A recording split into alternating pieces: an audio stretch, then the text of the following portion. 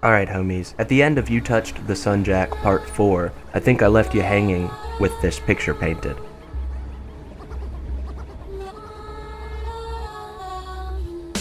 I was scared. I had just had a very strange experience with something that looked like a gray, and I was desperately in need of help. A lot of people think possession is like what they see in movies, but it's not. Or the mechanics of it and the specifics are vastly different than any portrayal you'll ever get in film or television. Not only that, but at the time that I was doing all this remote viewing, for over the year that I had spent stupidly diving into this stuff, I was still on the fence about God. So naturally, I thought that the results I was getting from remote viewing were of my own doing. I guess you could say it would feed into ego, and my curiosity and inclination for diving deep fed into it. But after that experience, I really knew I was in trouble. So I called a priest looking to schedule a meeting with him, a Catholic priest as well, which is something I know isn't gonna sit well with a lot of people. I mean, I'm no fan of the Vatican, the Catholic Church, and I don't expect any of you to be. But anyway, in the back of my mind, it was obvious that what I had seen was not just an alien. I mean, it exuded evil and hatred. It was a really nasty chud. Well, after I scheduled that meeting with that priest, I felt really good. I was like, alright, yeah, in 4 days, I can deal with this and tell this guy my story and maybe get some insider advice. But then, in hindsight, I immediately came under serious attack, you could say. Someone or something really didn't want me to hear what that priest had to say. And again, I'm not endorsing the Catholic Church, so don't think I'm doing that. But if you don't mind, please just hear me out, because I promise you this will make a type of sense. So the day I scheduled a meeting with that priest, I didn't sleep from then until the day of. 4 nights. Like, I was losing it and didn't even know. I was being pushed out of the driver's seat. This is more like what you would call possession or a stage of it than anything you see in a Hollywood movie. And my bravado and confidence and feeling optimistic about meeting this priest went out the window when on that 4th morning I realized, oh shit, I've got a meeting with a priest today.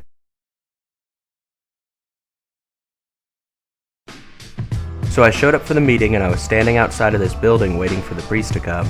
And I was really nervous, but I was like, okay, I can do this, I got this. I'll be cool and calm and I can explain things in a concise and logical manner.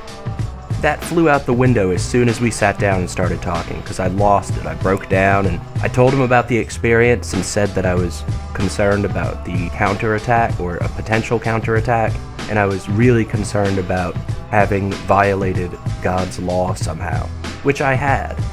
And I was over there wondering about whether or not this guy was going to think I was crazy, because I gave him a 15-minute condensed version of all of the You Touched the Sun Jack videos that you've seen so far.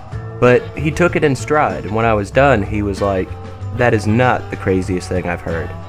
And he started to explain, whenever we do something outside of the bounds that God has approved for us, it is inherently satanic. It inherently invites the demonic.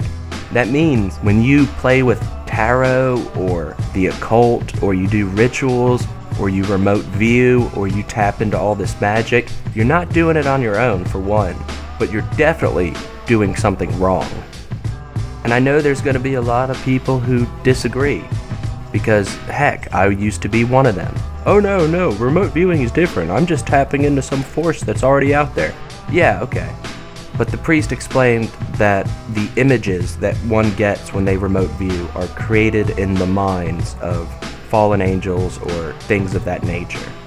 That they have pretty impressive mental capabilities, basically. And they can create a near-perfect likeness of what it is we want to see inside of their minds and then present it to us. Which is exactly what's going on anytime someone remote views. You're not actually seeing the real thing, you're seeing a likeness, an imitation. I mean, there's more than one reason that remote viewing is less than 100% accurate every single time. Well, I had talked to the priest for 15 minutes, and we were supposed to have a total of an hour together, so I thought we had another 45 minutes. But after he talked for 15 minutes, due to overscheduling, we had to call the meeting to an end abruptly. But in that short time, he had told me some very insightful things. This whole occult concept of binding intentions with actions and all of that, it's all arbitrary, demonic bullshit. You're not tapping into special forces or doing anything cool on your own when you do that kind of stuff. It is being alley-ooped by demonic beings. That is all there is to it. He was telling me about how one of his colleagues that worked in exorcisms was recently at this little girl's house. It was like this 6 or 9-year-old girl was running around her house pointing at light switches and shouting spells from Harry Potter because she had just read it. Well, when she would do that, the light switches would flick. She was turning lights on and off by pointing at them. Now, I can just imagine the big-brained skeptic out there who's like, well, that's impossible. No, it is 100% possible. There are people right now whose job is to go and deal with this stuff every single day. Just because you haven't seen it does not mean it's all bullshit. That is such a smug and inexcusably ignorant attitude to have. Anyway, I was kind of surprised at how casually and openly he discussed this stuff with me, because the current framework that I'd been working with was desperately in need of some answers that the dynamics that he explained provided. But I started to ask him, if all of this stuff is true and you know about it, why aren't you guys telling your parishes? And he explained in a way that actually made sense, that people take discussion of this stuff as glorifying it, and therefore will copy it. For instance, I have had a lot of people ask me about remote viewing, and when I still thought it was a good thing to do, or at least that it wasn't bad, I worked to encourage others to do it. I was acting like an initiate in the occult, inviting other people in to drag them down to hell, and I didn't even know it. Even now, this fella keeps hitting me up asking me if I can give him tips and show him how to do this stuff, and do I have any advice for him? And I was like, yeah, don't do it. It's inherently wrong. And he's like, oh, I know, man. I just really want to see some crazy stuff. So my first instinct was to think to myself, well, I'm not going to show him any of this crap. But occluding knowledge or hiding knowledge from others is also not the solution, just like telling everyone about this stuff is not the solution. If I really don't want this guy to be inspired by the mistakes I made, only to repeat them himself, then I have to bust my ass to show him a bigger truth. And no amount of dealing in occult rhetoric or processes or debate is going to help. I have to get him to look at the bigger thing to get closer to God. And if I could, I would just show him, but it's not that easy. And the only thing I can think of saying to someone who wants to copy the stupid shit that I've done is to say, you get to do one of two things. You can choose to have an experience or see a big presentation, or you can know truth. You don't get to do both. And not only that, but if it's knowledge you're after or understanding, then you'll find more of that in God than you would in any occult or demonic practices. Even though knowledge is the domain of Satan, understanding it and truth are not. And you can't get those things from remote viewing or dealing with evil shit. But you can get those things by getting closer to God. But it's not like you're getting your little greedy paws around knowledge nuggets to put in your pocket. It's a different sort of knowledge. It's not knowledge for knowledge's sake, not knowledge to be weaponized for personal gain. Anyway, before the priest and I were done meeting, he explained to me how it was that a person could take corrective action for sins like mine.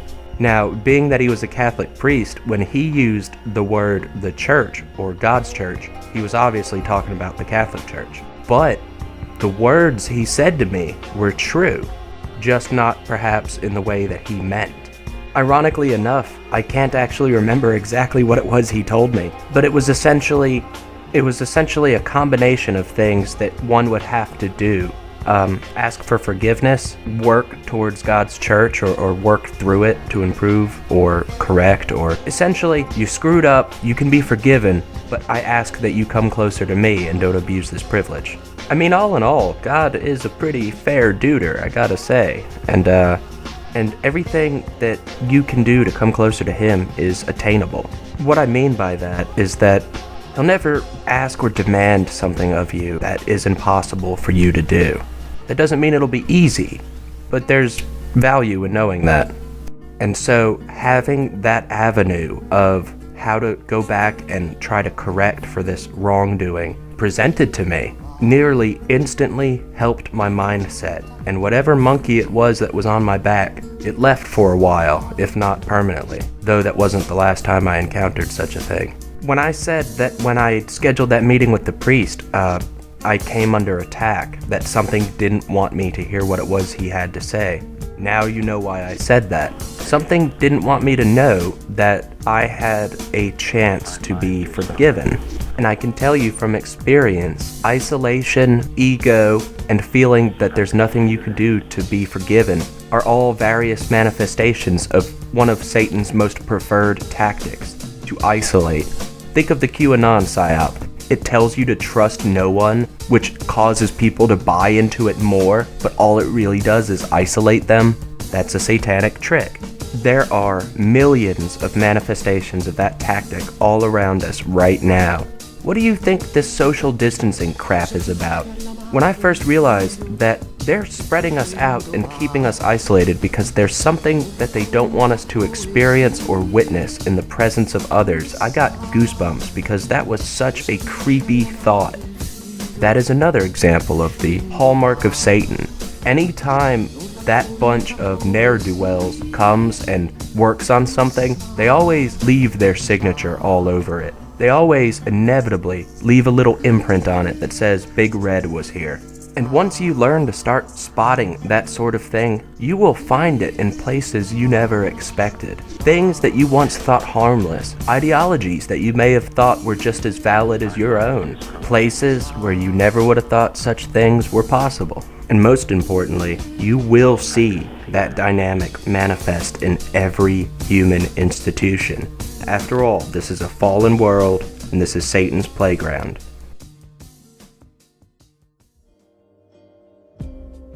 That's it, homies. No more you touch the sun. No more remote viewing or dabbling. And if you're currently doing that kind of thing, and you think that you're not going to get hurt, or that you're not being lured into a trap, homie, that's just your ego talking. That's what they want you to say. So, open your fucking eyes. And inevitably, when or if you do mess up, when you dabble in this shit and it comes to bite you in the ass, it's never too late to go to God. It's not something you can abuse. It's not something you can just do every single time things don't go your way. But when you're at your most isolated, and when you feel neck deep in the occult or the demonic or whatever it is you're doing, it's not too late to go to God. But one day it will be. And with that, homies, I'm out.